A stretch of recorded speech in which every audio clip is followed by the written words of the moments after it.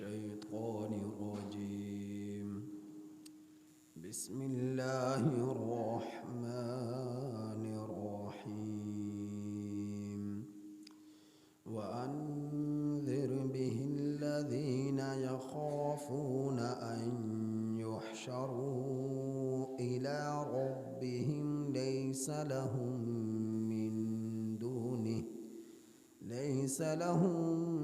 من دونه ولي ولا شفيع لعلهم يتقون. ولا تطرد الذين يدعون ربهم بالغداة والعشي يريدون وجهه ما عليك من حسابهم من شيء وما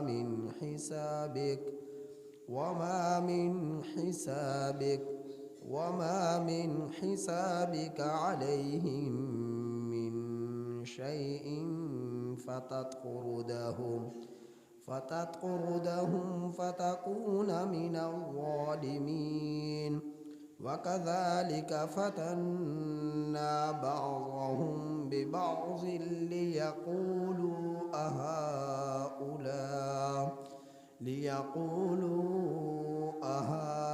أهؤلاء من الله عليهم من بيننا أليس الله بأعلم بالشاكرين. وإذا جاءك الذين يؤمنون بآياتنا فقل سلام عليكم كتب ربكم على نفسه الرحمة أنه من عمل منكم سوءا بجهالة ثم تاب من بعده وأصلح فأنه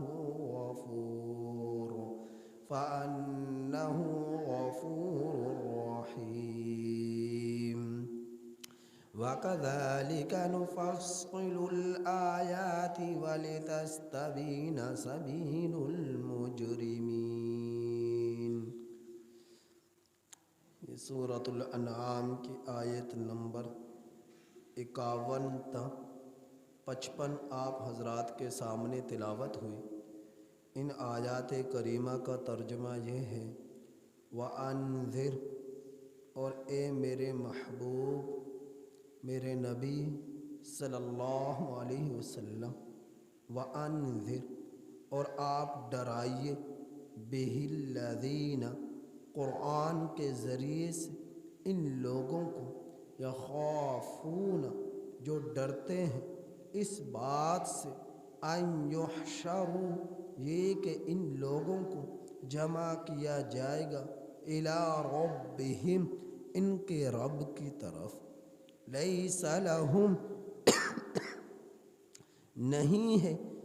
ان لوگوں کے لیے، من دونہ، نہ ہوگا ان لوگوں کے لیے، من دونہ، اللہ کے سوا، ولی، کوئی حمایتی، ولا شفیع، نہ کوئی سفارشی، لعلہم یتقون، تاکہ یہ لوگ ڈرتے رہیں. ولا تطرد الذین، اور اے میرے پیغمبر آپ ان لوگوں کو مجلس سے نہ دھکیلیے، یدعون ربہم، جو لوگ پکارتے ہیں اپنے رب کو، بالغداۃ، صبح، والعشی، اور شام، بالغداۃ، پہلے پہر، والعشی، اور پچھلے پہر، یریدون، وہ چاہتے ہیں، وجہہ، اپنے رب کی رضا، اپنی رب کی رضا کو، اللہ کی رضا چاہتے ہوئے، ما علیکہ،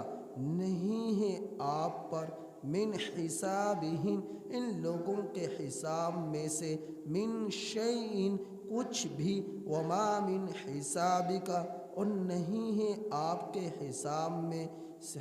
میں سے علیہم ان لوگوں پر من شیء کچھ بھی فتطردہم سو آپ نے ان لوگوں کو مجلس سے دھکیل دیا فتکون من الظالمین تو آپ ہو جائیں گے ناانصافوں میں سے وَكَذَلِكَ اور اسی طرح فتننا ہم آزمائش میں ڈالتے ہیں بعضہم ان میں سے بعض کو ببعض بعض کے ذریعے سے لیقولوا تاکہ یہ لوگ کہیں اہؤلاء کیا یہ لوگ ہیں من اللہ علیہم کہ جن پر اللہ نے احسان کیا من بیننا ہمارے درمیان سے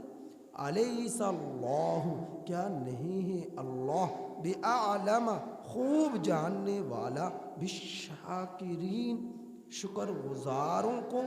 وَإِذَا جَاءَكَ الَّذِينَ اور جس وقت آپ کے پاس آئیں وہ لوگ یؤمنون جو ایمان لائے بآیاتنا ہماری آیات پر فقل سو آپ کہہ دیجئے سلام علیکم سلامتی ہو تم لوگوں پر کتب ربکم تمہارے رب نے لکھ لیا علی نفسہ الرحمہ اپنی ذات پر رحمت کو انہو بے شک شان یہ ہے من عامل جو شخص عمل کرے گا منکم تم میں سے سوءً برے بجہالت جہالت کی بنا پر نادانی کی بنا پر ثم تاب من بعدہ پھر اس نے توبہ کر لی اس کے بعد واصلح اور اس نے اصلاح کر لی فانہ غفور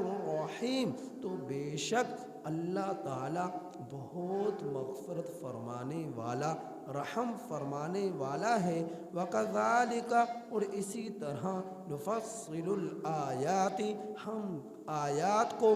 کھول کھول کر بیان کرتے ہیں اور اسی طرح ہم آیات کی تفصیل بیان کرتے ہیں وَلِتَسْتَبِينَ اور تاکہ واضح ہو جائے کھل جائے سبیل المجرمین مجرمین کا راستہ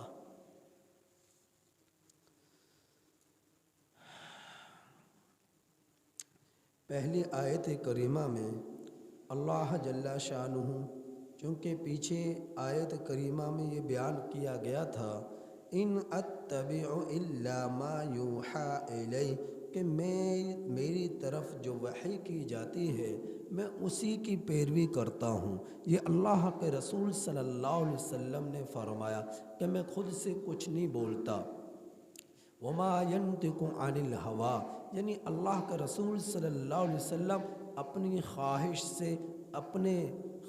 سے چاہت سے کچھ نہیں بولتے اللہ کے رسول صلی اللہ علیہ وسلم نے لوگوں کے سامنے جو کچھ بولا جو کچھ بیان کیا وہی کیا جو اللہ رب العزت نے آپ کی طرف وحی کی آپ کی طرف پیغام دیا آپ کو میسج دیا تو پچھلے آیت کریمہ میں بھی یہ بات ارشاد ہوئی ان اتبع کہ میں نہیں پیروی کرتا الا ما یوحى الی مگر اسی چیز کی جو میری طرف وحی کی جاتی ہے اب اللہ کے رسول صلی اللہ علیہ وسلم کی طرف وحی کی صورت میں قرآن اترا 23 سال کے عرصے میں اب میرا رب فرما رہا ہے کہ اے میرے محبوب صلی اللہ علیہ وسلم اے میرے پیغمبر صلی اللہ علیہ وسلم اے میرے نبی صلی اللہ علیہ وسلم آپ اس قرآن کے ذریعے سے لوگوں کو ڈرائیے اس قرآن کے ذریعے سے لوگوں کو ڈرائیے اس قرآن کے ذریعے سے لوگوں کو ڈرائیے کس بات سے کہ دنیا ہی سب کچھ نہیں ہے یہاں سے چلے جانے کے بعد تمہیں تمہارا رب جمع کرے گا زندہ کرے گا میدان حشر میں اکٹھا کرے گا، تم سے پوچھے گا کہ بتاؤ تم دنیا میں زندگی کس طرح گزار کر آئے ہو، اور وہاں پر تمہیں جواب دینا پڑے گا اپنے اچھے اعمال کا بھی، برے اعمال کا بھی، کس طرح کھایا، کہاں سے کمایا اور کس طرح خرچ کیا۔ تمہارا رب تم سے ایک ایک چیز کے بارے میں تم سے پوچھے گا، تمہیں زندہ کرے گا، اپنی طرف جمع کرے گا۔ تو قرآن کے ذریعے آپ ان لوگوں کو ڈرائیے۔ قربان جاؤں اللہ کی ذات پر، آج ہمارے رب نے ہمارے ہاتھوں میں قرآن کریم دیا ہے، قیامت تک اس کی حفاظت کا ذمہ میرے رب نے لیا ہے کہ انا نحن نزلنا الذکر و انا لہ لحافظون۔ اللہ نے اس کی حفاظت کا ذمہ لیا ہے، اللہ اس کی حفاظت کرے گا کتابت کے ذریعے سے، لوگوں کے سینوں میں محفوظ کر کر، اس کی نشر و اشاعت کے ذریعے سے، تبلیغ کے ذریعے سے اللہ رب العزت اس کی حفاظت کرے گا، اور کر رہا ہے۔ 1400 سال گزر گئے، 15ویں صدی نصف ہونے کو ہے، تو آج تک اس کے ایک ایک لفظ جس طرح میرے رب نے اتارا بعین ہی اسی شکل اور صورت میں موجود ہے، اور اہل ایمان اس کی قدردانی کرتے چلے آئے ہیں اور اس سے محبت کرتے چلے آئے ہیں، اس کی نشر و اشاعت کرتے چلے آئے ہیں، اس کی تلاوت کرتے چلے آئے ہیں، اپنے سینوں میں محفوظ کرتے چلے آئے ہیں۔ تو میرے رب نے اس قرآن کریم کی اشاعت کو، اس کی تبلیغ کو، اس کی اس کی نشر و اشاعت کو، اس کی تلاوت کو، اس کے پیغام کو لوگوں تک پہنچانے کے لیے جہاد کبیر فرمایا، وجاہدہم بہ جہادا کبیرا، کہ قرآن کریم کی تبلیغ کرنا، اس کی نشر و اشاعت کرنا، اس کو لوگوں تک پہنچانے میں کوشش صرف کرنا، میرے رب نے فرمایا جہاد کبیر ہے۔ ایک جہاد وہ ہے جو کافروں سے میدان کے اندر کیا جاتا ہے، جسے جہاد بھی سیف کہا جاتا ہے، کہ لوگ کافروں کے ساتھ، مشرکوں کے ساتھ تلوار کے ذریعے جہاد کرنا، اسے قرآن کی تبلیغ، نشر و اشاعت کے مقابلے میں جہاد صغیر کہا گیا، کہ اس کی بھی وہ عظمت نہیں جو اللہ رب العزت نے قرآن کریم کے نشر و اشاعت، قرآن کریم کی تلاوت اور اس کو لوگوں تک قرآن کے میسج کو پہنچانا، گھر گھر جا کر لوگوں کو اس کا میسج دینا۔ اللہ نے جتنا بڑا جہاد اس کام کو قرار دیا، اتنا بڑا جہاد بھی سیف بھی نہیں ہے جو کافروں سے لڑ کر کیا جاتا ہے،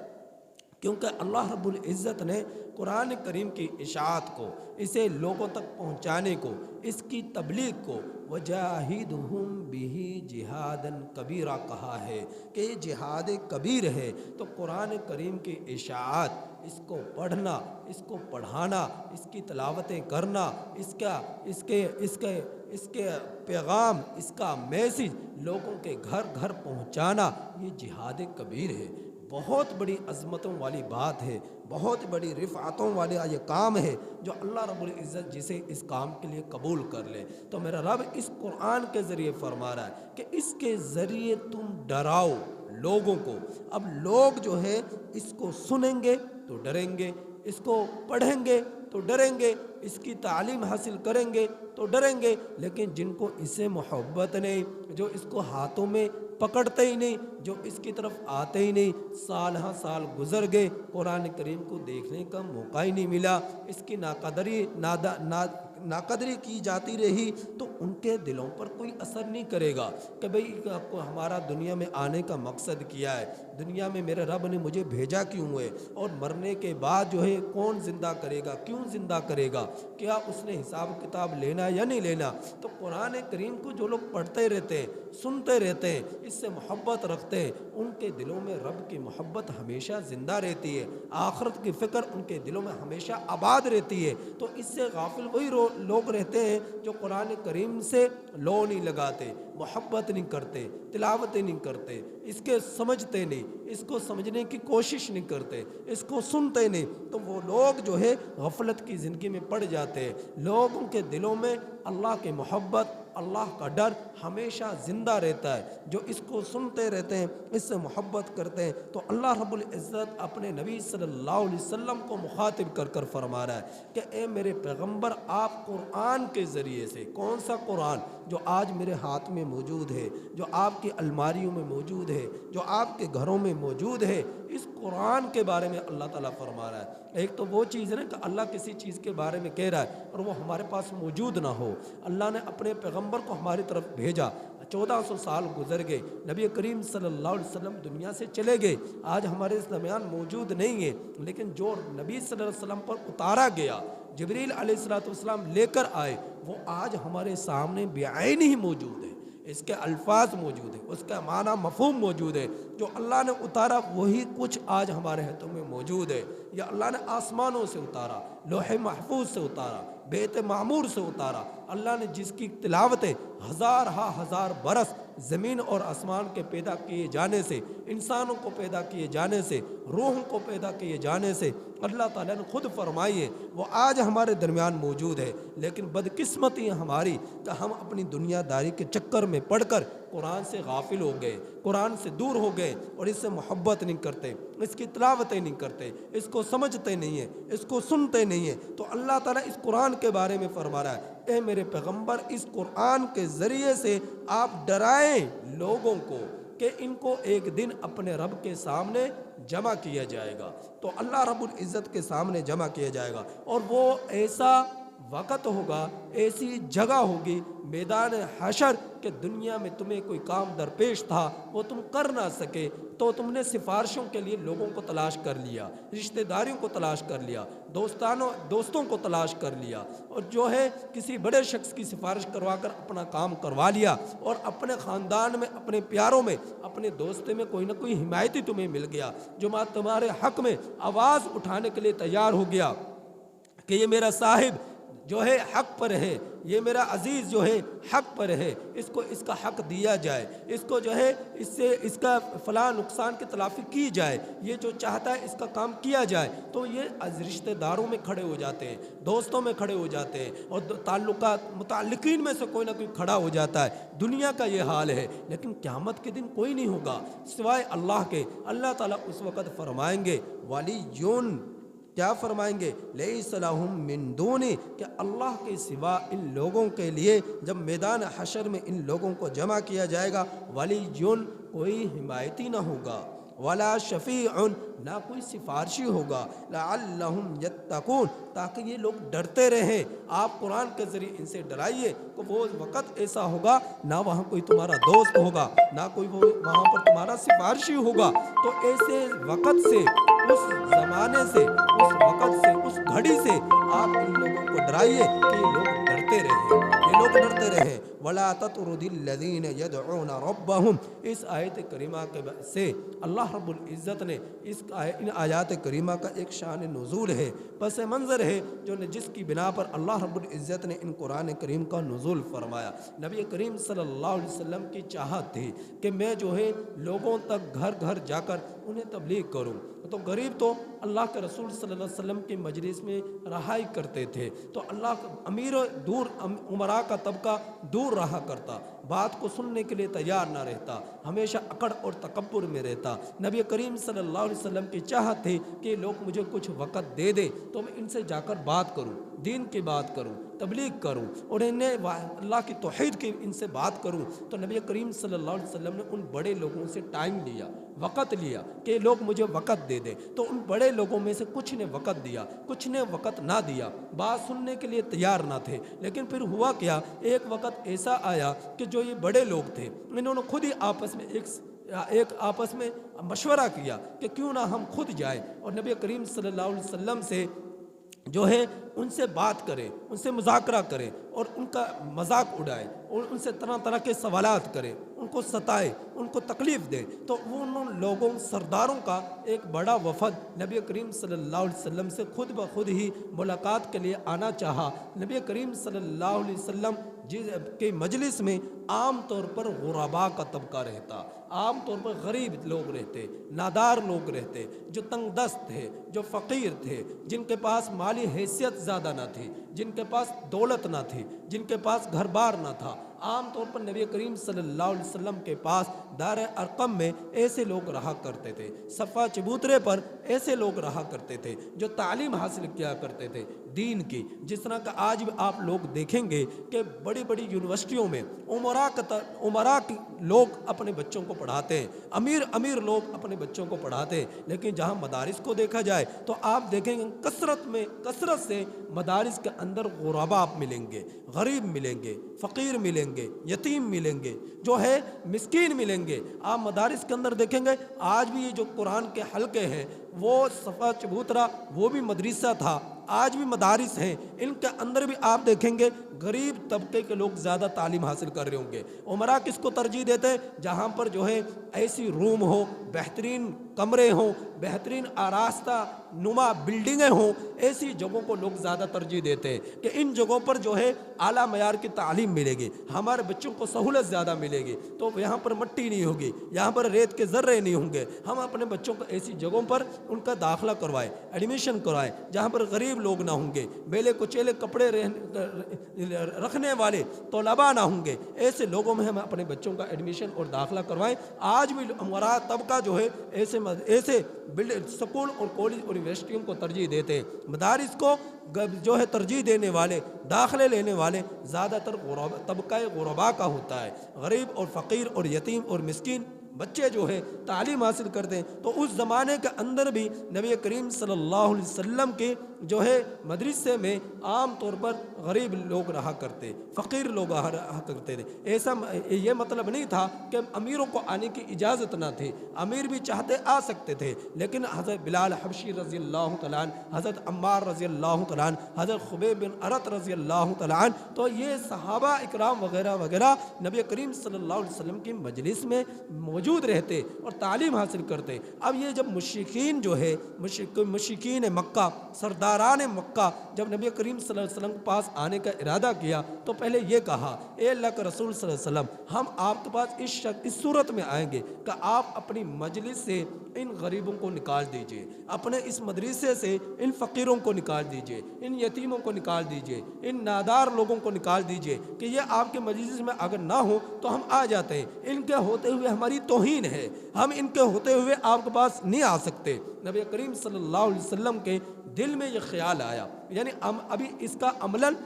جو ہے اس پر عمل نہ کیا، عملی طور پر عملی شکل اختیار نہ کی، دل میں خیال آیا کہ چلو موقع ملا ہے امیروں سے بات کرنے کا، اور طبقہ عمرا خود بخود ملاقات کرنا چاہتا ہے. تو غریب لوگ بچے تو میرے پاس تعلیم حاصل کر ہی رہے ہیں، غریب لوگ تو میرے پاس موجود ہے ہی، چلو ایک موقع ملا ہے تو کیوں نہ ان کے جو فرمائش ہے، شرط ہے، اس کو پورا کر دیا جائے اور ان کو تبلیغ کی جائے توحید کی، تو شاید یہ لوگ بھی ایمان لے آئے، مومن ہو جائے. نبی کریم صلی اللہ علیہ وسلم کے دل میں یہ خیال ہی آیا تھا، میرے رب نے قرآن کریم کی ان آیات کریمہ کو نازل فرما دیا. ویسے ایسی بات نہیں ہے مسئلے کے اعتبار سے کہ کوئی امیر شخص آنا چاہے اور وہ غریب کے ہوتے ہوئے ملاقات نہ کرنا چاہے تو استاد اپنے شاگرد سے کہہ نہیں سکتا کہ اس مجلس سے آپ اٹھ کر ذرا تھوڑی دیر کے لیے باہر چلے جائے، یا کوئی جو ہے استاد والدین اپنی اولاد کو کہہ نہیں سکتا کہ بیٹا تھوڑی دیر کے لیے یہاں سے اٹھ کر آپ چلے جاؤ، میں ملاقات کرنا چاہتا ہوں. تو کوئی بڑا شخص اپنے ماتحت کو یہ کہہ نہیں سکتا کہ میری مجلس سے تھوڑی دیر کے لیے آپ باہر چلے جاؤ، میں ان ضروری کچھ اہم شخصیات آ رہی ہیں ان سے ملاقات کرنا چاہتا ہوں. تو شریعت میں اس کی اجازت ہے، لیکن نبی کریم صلی اللہ علیہ وسلم کی جو شان تھی، اللہ رب العزت نے اس شان کے مطابق اس چیز کو گوارا نہ کیا، پسند نہ کیا کہ غریب جو طبقہ ہے اس کو نبی کریم صلی اللہ علیہ وسلم اپنی مجلس سے نکال دے اور طبقہ عمرا جو ہے اس کو اپنی مجلس میں لے آئے. تو اللہ رب العزت کی شان کریمی نے اس چیز کو برداشت نہ کیا، تو قرآن کریم کی یہ آیات کریمہ نازل کر دی اور فرمایا وَلَا تَطْرُدِ الَّذِينَ يَدْعُونَ رَبَّهُمْ، آپ اپنی مجلس سے نہ دھکیلیے ان لوگوں کو یدعون ربہم جو اپنے رب کو پکارتے ہیں بالغداۃ، صبح پہلے پہر پہلا پہر سے کیا مراد؟ صبح۔ اس کے دو ترجمے کیے گئے، بالغداتی پہلا پہر صبح کا وقت، یعنی مطلب ایک ہی بنتا ہے، والعشی پچھلا پہر یعنی شام کا وقت۔ جو صبح و شام ہر وقت آپ کی مجلس میں موجود رہتے اور اللہ اللہ کرتے رہتے، اللہ کے نام کو بلند کرتے، دین کی تعلیم حاصل کرتے، وہ ان لوگوں کو اپنی مجلس سے نہ دھکیلیے، مجلس سے نہ نکالیے۔ یریدون وجہ، وہ اپنے رب کی رضا چاہتے ہیں، وہ ہر وقت اپنے رب کی رضا کو چاہتے ہوئے اللہ کی عبادت میں لگے ہوئے، دین اسلام کی تعلیم حاصل کرنے کے لیے بیٹھے ہوئے، تو ان کو آپ اپنی مجلس سے نہ دھکیلیے۔ ما علیک من حسابہم،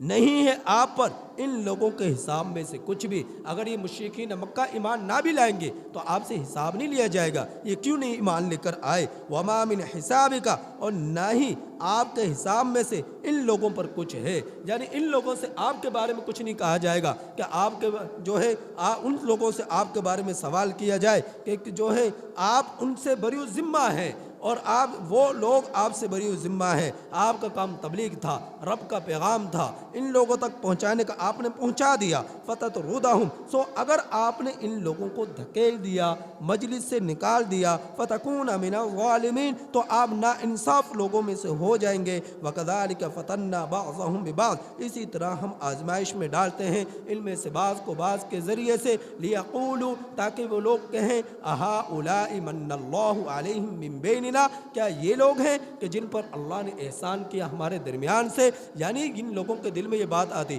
تو آخر یہ غریب لوگوں کو ایمان کا توفیق کیوں دی، قبولیت اسلام کی توفیق کیوں دی، آخر یہ غریب طبقہ ہی کیوں ایمان لے کر آیا، آخر یہ لوگ ہی دین پر عمل کیوں کرتے رہے، ہم لوگ کیوں نہ کرتے رہے، ہم لوگ ایمان کیوں نہ لے کر آئے۔ تو یہ لوگوں کے دلوں میں یہ خیال آتا کہ اگر دین اتنا برحق ہے، سچا ہے، تو یہی لوگ ایمان لانے والے کیوں ہیں، ہم کیوں نہ ہوئے؟ اللہ ہمیں بھی تو توفیق دے سکتا تھا نا کہ ہم بھی ایمان لے آتے، تو انہی کو جو توفیق دی ہے تو ہمیں بھی توفیق دے سکتا تھا۔ تو مشرکین مکہ نے یہ باتیں کہنا شروع کی تو اللہ رب العزت نے فرمایا الیس اللہ بعالم بالشاکرین، کیا اللہ تعالیٰ جانتا نہیں ہے شکر گزار بندوں کو؟ ان کے اندر طلب ہے، ان کے اندر شکر گزاری کا مادہ ہے۔ اللہ رب العزت ان کو دیکھ رہے، ان کے دلوں کے رازوں کو جانتے ہیں، ان میں کتنی رب کی محبت ہے، کتنی طلب ہے، کتنی قدردانی ہے، عشق رسول صلی اللہ علیہ وسلم ہے، عشق قرآن ہے ان کے دلوں میں۔ تو اللہ رب العزت ایسے طلبگاروں کو ہی ہدایت نصیب فرماتے ہیں، ایسے جو ہے شکر گزاروں کو ہی ہدایت نصیب فرماتے ہیں، انہیں ہی توفیق دیتے ہیں جن کے اندر محبت رسول ہو، جن کے دلوں میں محبت قرآن ہو، جن کے دلوں میں محبت الہی ہو۔ اللہ رب العزت ایسے ہی لوگوں کو دین کی قدر دیتے، دین کا علم دیتے، دین کی سمجھ دیتے، دین سمجھنے کی انہیں توفیق دیتے، تو ایسے لوگ کھینچے چلے آتے ہیں۔ تو جو لوگ ناشکرے ہوتے ہیں، ناقدردان ہوتے ہیں، اللہ رب العزت ان کو محروم کرتے ہیں۔ تو آج جو قرآن مجید کو سنتے ہیں اور مجلس اختیار کرتے ہیں، اللہ ایسے لوگوں کو اس کی قدردانی کی بنا پر عمل کی بھی توفیق دیتے ہیں، محبت اس کے دلوں میں مزید پیوست کرتے ہیں، اور پھر وہ دین اسلام پر پوری زندگی اسی طرح گزارتے کیونکہ ان کے اندر قرآن کی محبت ہے، ان کے دلوں میں عشق رسول ہے، ان کے دلوں میں محبت الہی ہے۔ تو میرا رب فرما رہا ہے وَإِذَا جَاءَكَ الَّذِينَ، اور جس وقت آپ آئیں ان لوگوں کے پاس جو ایمان لے کر آئے، بِآیاتنا، ہماری آیات پر، فَقُلْ سَلَامٌ عَلَيْكُمْ، تو آپ ان پر سلام کیجئے، السلام علیکم ورحمۃ اللہ وبرکاتہ، ان کے لیے سلامتی کی دعا کیجئے۔ کتب ربکم علی نفسہ الرحمہ، تمہارے رب نے اپنی ذات پر رحمت کو لکھ لیا ہے، لکھ چکا ہے، انہ من عمل منکم سوءا، بے شک وہ لوگ جو تم میں سے عمل کریں گے برے، بجہالہ، نادانی کی بنا پر۔ جہالت کے دو معنی کیے گئے، ایک جہالت کا معنی یہ کیا گیا ہے کہ کسی چیز کی سمجھ نہیں تھی، علم ہی نہیں تھی، علم ہی نہ تھا، تو نادانی کی بنا پر برا عمل کر لیا، اسے پتہ نہیں کہ یہ کام کرنا برا ہے، تو اللہ رب العزت ایسے شخص کو بھی معاف کر دیں گے، اس کا گناہ لکھا نہیں جائے گا۔ لیکن ایک شخص وہ ہے جس کو پتہ ہے کہ گناہ ہے، لیکن اس کی سزا کا علم نہیں کہ یہ گناہ کرنے سے مجھے یہ سزا مل سکتی ہے، تو اللہ تعالیٰ فرما رہا ہے کہ بے شک وہ لوگ جو تم میں سے عمل کریں گے برے، نہ جہالت کی بنا پر، نہ واقفیت کی بنا پر، نادانی کی بنا پر، تو فرمایا ثم تاب من بعدہ، پھر اس کے بعد اس نے توبہ کر لی، یا اللہ معاف کر دے، مجھ سے گناہ ہو گیا، یا اللہ میری اس گناہ کو معاف کر دے، مجھے اس گناہ سے پاک کر دے، یا اللہ میری توبہ ہے، دوبارہ میں یہ کام کروں گا نہیں۔ توبہ کس چیز کا نام ہے؟ زمانہ ماضی میں جو تم سے گناہ ہوا، اس گناہ پر تم نادم ہو، پچھتاوا ہو اور فی الحال گناہ کو چھوڑ دے اور آئندہ گناہ نہ کرنے کا پختہ عزم ہو، یہ نام ہے توبہ کا۔ صرف زبان سے یہ کہہ دینا استغفر اللہ استغفر اللہ، اگرچہ فائدہ اس کا ضرور ہوگا، لیکن جس قدر فائدہ استغفر اللہ کا کہنے کا اس صورت میں ہوگا کہ جب آپ کے دل میں یہ بات ہو کہ میں اپنے رب سے معافی مانگ رہا ہوں۔ معافی کس چیز بات؟ کہ گناہ ہوا، اس پر شرمندہ ہوں، فی الحال اس گناہ کو چھوڑ رہا ہوں، آئندہ وہ گناہ نہ کرنے کا عزم ہے۔ یا استغفار اس بات پر، یا اللہ جو تیری عبادت کا حق تھا وہ حق مجھ سے پوری طرح ادا نہ ہو سکا، اس پر استغفار تو مفہوم ذہن میں ہو اور ایک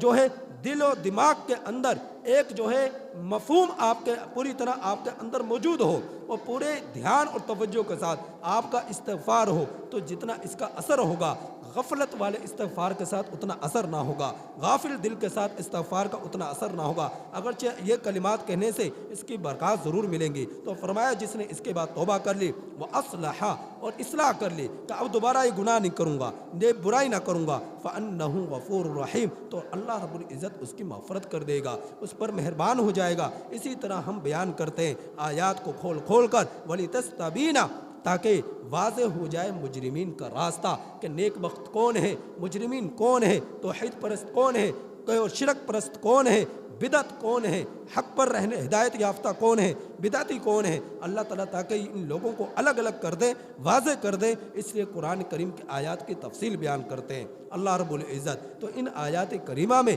ہمیں بہت باتیں سمجھنے کو ملتی ہیں۔ ایک بات یہ کہ امیر اور غریب سب کی فکر کی جائے، لیکن غریبوں کو ان کی غربت کی بنا پر حقارت سے نہ دیکھا جائے۔ ایک بات یہ کہ قرآن کریم کی قدردانی کی جائے، اس کی تبلیغ کی جائے، اس کی سمجھا جائے، اس کو سمجھایا جائے، اس کی نشر و اشاعت کی جائے، اس